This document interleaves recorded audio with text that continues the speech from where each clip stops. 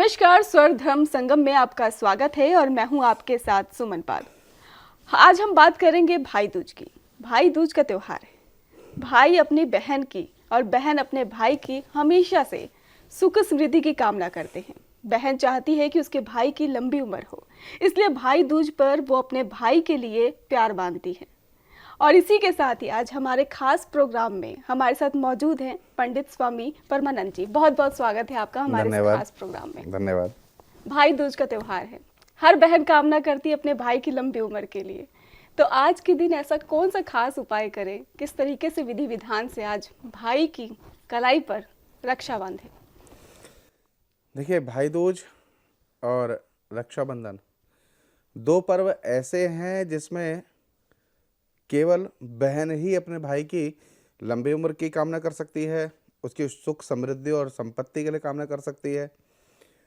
रक्षाबंधन में भाई की रक्षा के लिए ईश्वर से प्रार्थना की जाती है कि जिस प्रकार से माधव ने, श्री कृष्ण ने द्रौपदी की रक्षा करी, जिस प्रकार से सुभद्रा की रक्षा करी मेरे भगवान ठाकुर जी ने, मेरे स्वामी श्री कृष्ण जी ने, इसी प्रकार से प्रत्येक भाई अपनी बहन की रक्षा करे।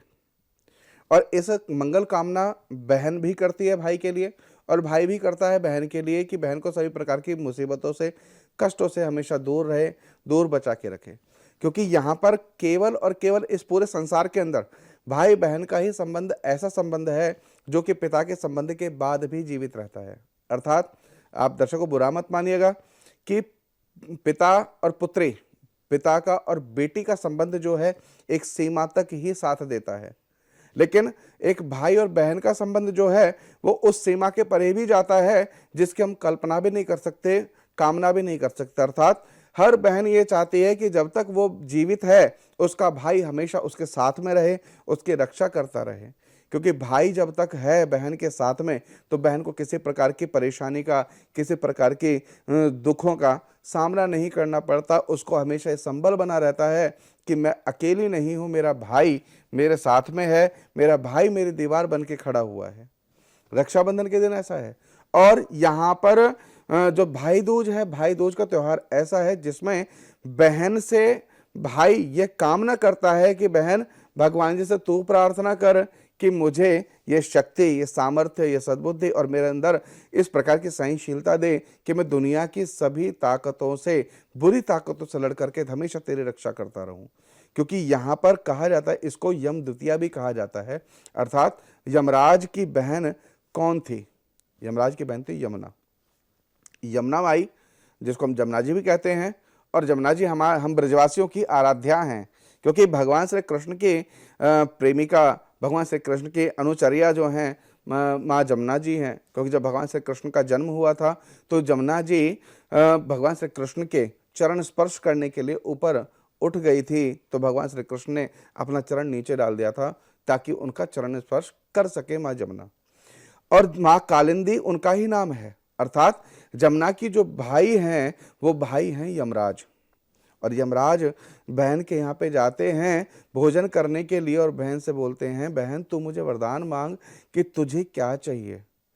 तो हर बहन के लिए माँ यमुना ने यमराज से कहा कि भैया अगर तुम मुझ पर प्रसन्न हो, मेरे इच्छा पूर्ण करना चाहते हो, तो ये ध्यान रखना कि इस दिन जो भाई अपनी बहन के हाथ से, जो भाई अपनी बहन के यहाँ पर भोजन करेगा उसको किसी प्रकार की अकाल मृत्यु का सामना नहीं करना पड़ेगा। अर्थात उसका भाई का वियोग अकाल मृत्यु से नहीं होगा। और यह इस दिन किसी भी बहन का भाई के साथ में वियोग ना हो, बस ऐसा मुझे वरदान दे दो।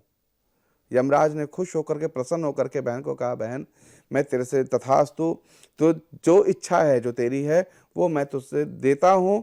आज के दिन जो भाई अपने बहन के घर पे भोजन करता है, जो बहन अपने भाई को भोजन कराती है, उसका मंगल तिलक करती है, उसके माथे पर सिंदूर का तिलक करेगी, उस भाई की कभी भी मैं इस यम द्वितीया के अंदर उसके प्राण नहीं लूंगा और विशेष रूप से अकाल मृत्यु नहीं होगी।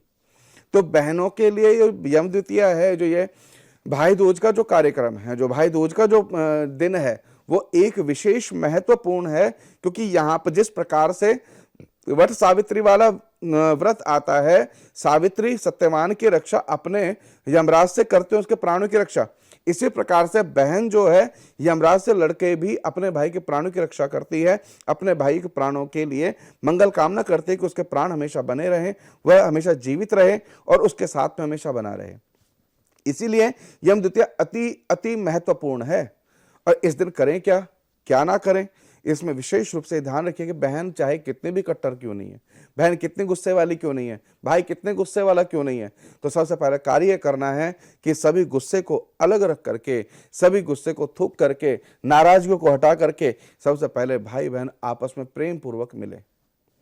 बहन के लिए कथा की जाती है, जो माताएं बहनें घर में करती हैं। सर्वप्रथम कथा सुने, कथा सुनने के पश्चात एक गोला जो नारियल है वो लें, लेने के बाद उसको मंगल तिलक करें।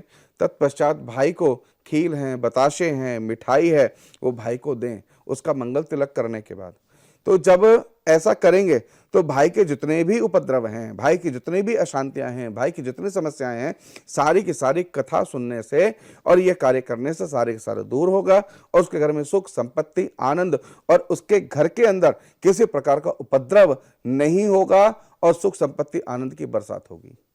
जी पंडित जी, जैसे भाई बहन में आपने कहा कि बहुत ज़्यादा लड़ाई होती है, तो ऐसी लड़ाई तो वो तो नोक झोंक पूरी उम्र चलती है जब तक वो बूढ़े नहीं हो जाते हैं, लेकिन ऐसा क्या करें कि प्रेम जो है उनका बरकरार रहे? देखिए, भाई बहन का जो प्रेम है वो जग जाहिर है, लड़ाई भी जग जाहिर है। जब हम छोटे थे, आप भी छोटे रहे होंगे, जो दर्शक जो बड़े बड़े कार्यक्रम देख रहे हैं वो भी, जो अब जवान हैं जो देख रहे हैं वो भी, और सुमन जी जो कार्यक्रम कर रही हैं ये भी, जब हम छोटे थे भाई बहन की लड़ाई होती है, हमेशा होती है, लेकिन उस लड़ाई के अंदर भी प्यार है। क्यों प्यार किस बात का है कि जब लड़ाई, सबसे पहले लड़ाई का कारण जाने, सबसे पहले लड़ाई का कारण यह है कि हमेशा हमारी लड़ाई होती थी, मम्मी तेरे से ज्यादा प्यार करती है मेरे से करती है, पापा तेरे से करते हैं मेरे से करते हैं, और ये चीज हमेशा प्यार वाली लड़ाई की रहती है। और अगर ऐसे प्यार वाली लड़ाई है तो मैं तो ये कहता हूं कि जिंदगी भर चलती रहे। लेकिन हमें अफसोस इस बात का होता है, हमें दुख इस बात का होता है कि जब हम बड़े हो जाते हैं वो प्यार खत्म हो जाता है और उस समय भाई बहन या भाई भाई जमीन पर जायदाद पर लड़ने के लिए तैयार होते हैं, एक दूसरे को मार डालने के लिए तैयार होते हैं। ऐसी बहनें भी देखी हैं मैंने जो भाइयों की जमीन जायदाद के चक्कर में उनको कोर्ट की कचहरी के चक्कर लगवा देती हैं। किस लिए? क्या संबंधों से बड़ी हो गई जमीन जायदाद? क्या भाई बहन के प्रेम से बड़ा हो गया कोर्ट? अगर ऐसा है तो सबसे पहले इस नाराजगी को बिल्कुल खत्म करें। भाइयों को यह सोचना चाहिए कि जितना अधिकार मेरा है उतना अधिकार बहन का भी है, और बहन को यह सोचना चाहिए नहीं भाई का भी अधिकार है, मेरा भी अधिकार है, मैं अपना अधिकार दे सकती हूं। बचपन में जब छोटे थे बहन अपने हिस्से की रोटी भी दे देती थी भाई को, भाई पहले तू खा ले मैं बाद में खा लूंगी। लेकिन वो प्यार कहाँ गया, वो संस्कार कहाँ गए?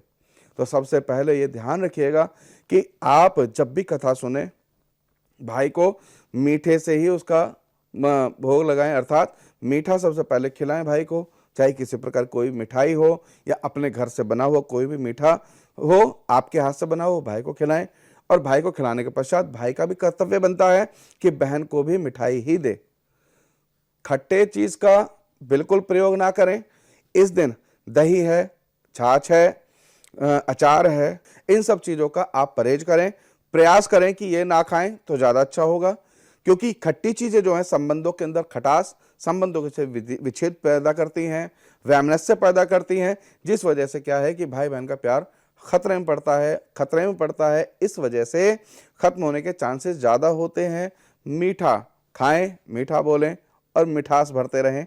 यही भाई दूज के मंगल कामना होनी चाहिए, यही भाई बहन के अंदर प्यार प्रेम का संदेश होना चाहिए। बिल्कुल पंडित जी, अगर बहन अपने हाथों से अगर भाई को बनाकर खिलाती है तो उससे और ज्यादा मिठास बढ़ेगी। जी बिल्कुल जी। तो अगर हम भाई दूज की बात करें तो सुबह से ही ये शुरू हो जाता है कार्यक्रम, तो अब इसमें बहन को कौन से उपाय करने चाहिए, क्या क्या बाजार से लाना चाहिए, किस विधि के साथ अपने भाई की आराधना करनी चाहिए? देखिए, भाई बहन का जो है सबसे पहले जैसे मैं आपको बता चुका हूँ कि मीठा, और प्रयास करेंगे जो भाई की पसंद हो मिठाई में। देखिए हर किसी की पसंद अलग अलग है, किसी को काजू कतली पसंद है तो किसी को रबड़ी, किसी को रसमलाई तो किसी को छेना, किसी को गुलाब जामुन तो किसी को रसगुल्ले, ठीक है ना, किसी को दानेदार बर्फी पसंद है। अब ये मत कहना मुंह में पानी आ गया, ठीक है ना। जिसको जो भाई को जो पसंद है, चाहे बहन की बनी हुई हाथ का हलवाई क्यों नहीं है, भाई के बहन के हाथ की बनी हुई खीर क्यों नहीं है, तो प्रयास करें भाई के पसंद की चीज़ लें मिठाई में। और उसके बाद में गोला, सूखा गोला, नारियल जो है वो आप बाजार से ले सकते हैं, बताशे हैं, खील है, और यथाशक्ति अगर भाई छोटा है तो उसको दक्षिणा, ये छोटा नहीं बड़ा है तो उसको दक्षिणा देने की आवश्यकता नहीं है। दक्षिणा बोले तो जो आपकी इच्छा हो, वो भाई को जैसे आप खरीद के लेके आते हैं सामान लाने के बाद में कथा सुने, कथा सुनने के बाद में भाई का तिलक करें, तिलक करने के पश्चात वो सारा का सारा भाई को दे दें।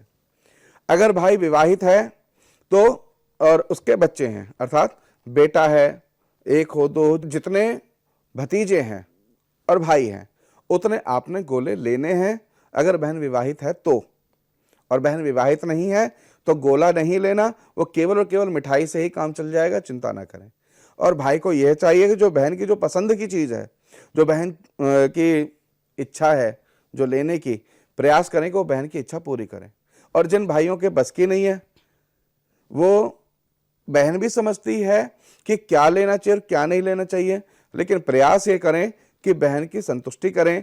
बहन को भी चाहिए कि भाई से वो चीज़ डिमांड ना करें कि जिससे उसकी जेब पर ज़्यादा भार पड़े, ज़्यादा बोझ पड़े, क्योंकि अगर बोझ पड़ता है तो कर्ज का बोझ बहनों बहुत बुरा होता है। प्रयास करना भाई के ऊपर किसी प्रकार का कर्ज ना हो, क्योंकि आप भाई की रक्षा के लिए, भाई की सुख संपत्ति के लिए प्रार्थना कर रहे हैं, उसके लेने की वो कर्ज लेकर के तुम्हारी इच्छा पूरी करे।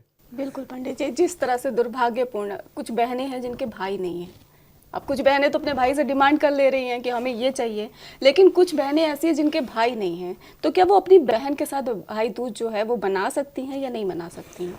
देखिए, भाई दूज जो है, भाई दूज का अर्थ है भाई दूज है, बहन दूज नहीं होता भैया।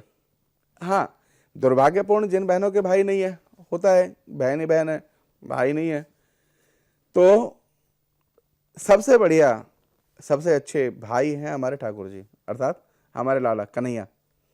उनका बाल स्वरूप यदि घर में है तो भी, अगर नहीं है तो भी, भगवान जी की जो भी आपकी प्रतिमा है, मंदिर में जाकर के आप जो भी अर्पण करना चाहते हैं, मेरे कन्हैया को, मेरे ठाकुर जी को, आप गोविंद को अर्पण कर सकते हैं। उनको भाई मान करके उनका आप अर्चन कर सकते हैं, वंदन कर सकते हैं, उनसे आप रक्षा का वचन ले सकते हैं। और इस संसार में मेरे गोविंद से बढ़ करके भाई कोई नहीं हो सकता, क्योंकि जब मेरे गोविंद ने कलाई पे राखी बंधवाई थी द्रौपदी के द्वारा, तो उन्होंने एक एक धागे को एक एक साड़ी में परिवर्तित कर दिया था। और उन्होंने कहा था कि द्रौपदी, कि जब तुम्हें मेरी आवश्यकता पड़ेगी तो मैं हमेशा तुम्हारे साथ खड़ा रहूंगा। और महाभारत के अंदर, श्रीमद् भागवत महापुराण के अंदर कोई भी ऐसा क्षण नहीं है जब भगवान श्री कृष्ण ने द्रौपदी का अथवा पांडवों का साथ ना दिया हो। उसके लिए चाहे उन्होंने कितने कष्ट, पीड़ा, दुख क्यों ना सहन करने पड़े। और भगवान श्री कृष्ण को भाई माना अर्जुन ने, और जब अर्जुन ने भाई माना तो उसके सारथी भी बन गए थे। इसीलिए भगवान श्री कृष्ण से बढ़कर के अच्छा, सच्चा मित्र, भाई, सखा कोई हो ही नहीं सकता। जिन बहनों के भाई नहीं है, भगवान श्री कृष्ण को भाई माने, उनके साथ में उनका पूजन करें, अर्चन करें, वंदन करें, उनसे बात करें। विश्वास मानना, मेरे गोविंद आपको उत्तर अवश्य देंगे, आपकी रक्षा अवश्य करेंगे। जी पंडित जी, बहुत बहुत धन्यवाद आपका हमारे इस खास प्रोग्राम में जुड़ने के लिए और इतनी सारी जानकारी हमारे दर्शकों को देने के लिए। तो दर्शकों, आपने देखा, पंडित जी को सुना, और किस तरीके से आपको ये भाई दूज का त्यौहार मनाना है ये आप समझ गए हैं। और सबसे पहले हम आपको बताना चाहेंगे कि अगर आपका भाई नहीं है, दुर्भाग्यपूर्ण आप बहन है और आपका भाई नहीं है, तो भी आप श्री कृष्ण को अपना भाई मानकर भाई दूज जरूर मनाएं। आप निराश ना होएं, क्योंकि निराश होने से कृष्ण नाराज हो जाएंगे, क्योंकि वो चाहते हैं कि आप उनको अपना भाई स्वीकार करें। तो पंडित जी, आपका बहुत बहुत शुक्रिया हमारे साथ जुड़ने के लिए, धन्यवाद। तो आप सभी को भाई दूज की हार्दिक बधाई।